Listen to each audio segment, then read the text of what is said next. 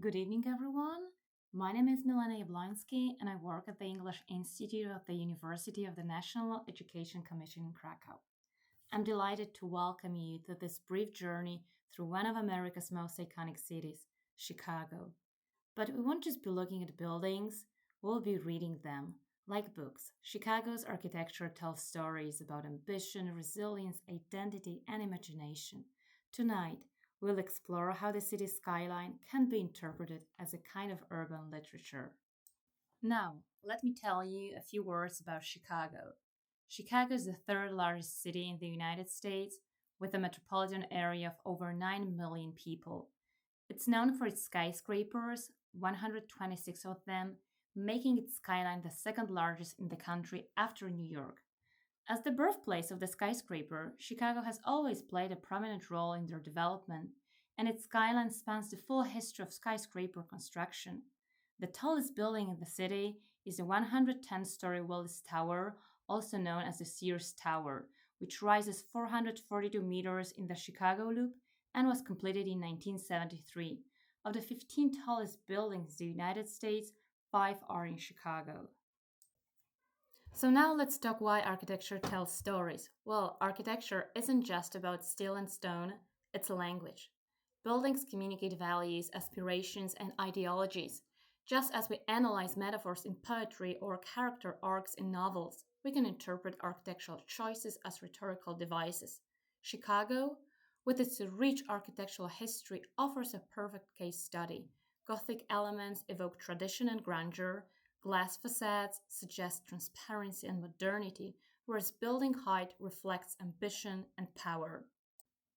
Now, let me tell you how Chicago became the birthplace of the skyscraper. After the Great Fire of 1871, Chicago had to rebuild from ashes.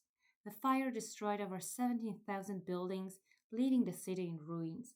This devastation became a catalyst for innovation. Architects like Louis Sullivan and Daniel Burnham reimagined the city vertically, giving birth to the skyscraper.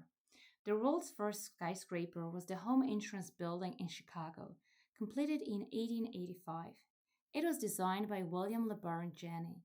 It was the first building to use a steel frame to support its own weight, allowing it to stand 10 stories tall, which was revolutionary at the time. It marked the beginning of vertical architecture.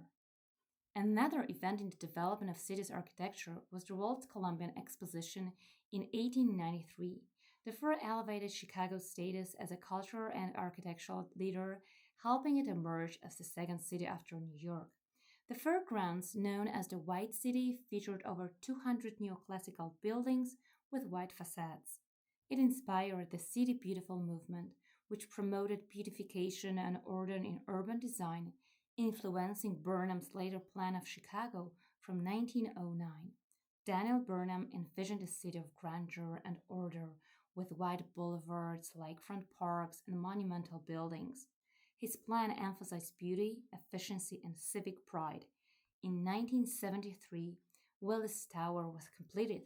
It became a symbol of corporate power and engineering innovation. So, from the steel framed home insurance building to the soaring Willis Tower, Chicago's skyline reflects over a century of experimentation and reinvention. Now, let's talk about some of Chicago's iconic structures. Let's begin with the Tribune Tower. Built in the 1920s, is a Gothic revival structure that echoes medieval cathedrals. It has elements like pointed arches that contribute to the vertical emphasis of the structure, while flying buttresses distribute weight and add to the Gothic aesthetic.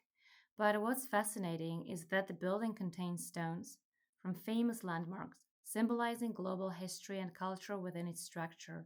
The stone from the Great Wall of China symbolizes endurance and historical significance, representing Asian defense architecture. The one from the Taj Mahal represents beauty and cultural heritage, connecting the building to global artistry, while the stone from the Berlin Wall serves as a reminder of political division and the triumph of unity and freedom. Tribune Tower is a building that tries to embody global authority, just like the newspaper it housed. It's not just architecture, it's a statement. It's a monument to media power. Now let me tell you a few words about our next building, Marina City. Built in the 1960s as a city within a city, these corn-cup-shaped towers were designed by Bertrand Goldberg to bring people back to downtown living. It was meant to lure people back to the city center, offering a self-contained lifestyle. Its design reflects post-war optimism and a belief in architectural solutions to social problems. With apartments, shops, and even a marina, it was a modernist utopia. Its form is playful, but its function is deeply social, an attempt to reshape urban life. Okay, let's move on to Aqua Tower, which is one of the tallest buildings ever designed by a woman, Jane Gang. It was completed in 2009. Its undulating balconies mimic waves on Lake Michigan and wind patterns, blending aesthetics with environmental function. The design reduces wind shear and enhances the building's energy efficiency through natural airflow. It's also a feminist statement, challenging the masculine rigidity of traditional skyscrapers. Aqua Tower exemplifies sustainability and harmony with nature through its organic, flowing shapes. It invites us to rethink what a building can be, not just a structure, but a living, breathing part of the city. Now, let me tell you a few words about the last building for today. Standing at 442 meters, the Willis Tower, originally Sears Tower, is a monument to vertical ambition. Completed in 1973, it held the title of the world's tallest building for nearly 25 years. Its bundled tube structure, designed by Fazlur Rahman Khan, revolutionized skyscraper engineering. But beyond its technical brilliance, the tower reflects corporate identity. Built as a headquarters for Sears, it symbolized economic dominance and American enterprise. Its dark steel facade and stark geometry project power, ambition, and dominance. Here are some pictures taken from the sky deck. They're definitely impressive, as on a clear day you can see up to 4 states from here: Illinois, Indiana, Wisconsin, and Michigan. The views really give you a sense of how vast the Chicago metropolitan area is. What makes the sky deck unique are the glass boxes, called the ledge, that extend about 4 feet outside the building. Standing in one of these boxes is both thrilling and a little nerve-wracking, because you are looking straight down at the streets below. Willis Tower is an icon of Chicago's skyline and a testament to engineering ambition.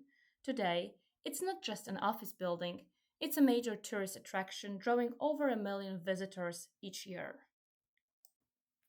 Chicago's architecture doesn't just live in the real world, it's a character in fiction.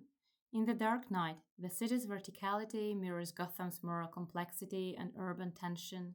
In Ferris Bueller's Day Off, the Sears Tower and Art Institute of Chicago become a symbol of youthful freedom and cultural curiosity, whereas The Untouchables uses Union Station's grand staircase and Art Deco interiors to evoke 1930s drama and moral struggle.